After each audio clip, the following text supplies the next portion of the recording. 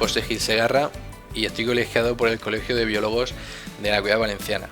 Junto con mis compañeros opositores para el BIR hemos creado un proyecto para dar visibilidad a nuestro trabajo en la sanidad y reivindicar un aumento de las plazas para el BIR. Nos podéis encontrar en redes como @visibilidad.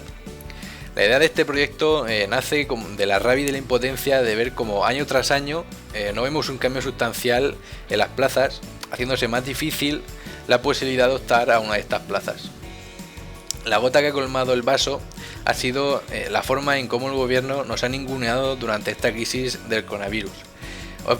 Hemos ofrecido ayuda y no hemos obtenido ninguna respuesta por su parte, cuando realmente estamos preparados para eso. Aparte, durante esta crisis han aumentado las plazas para especialistas en el laboratorio, de las cuales solo hemos recibido una. Parece que somos un gremio opaco.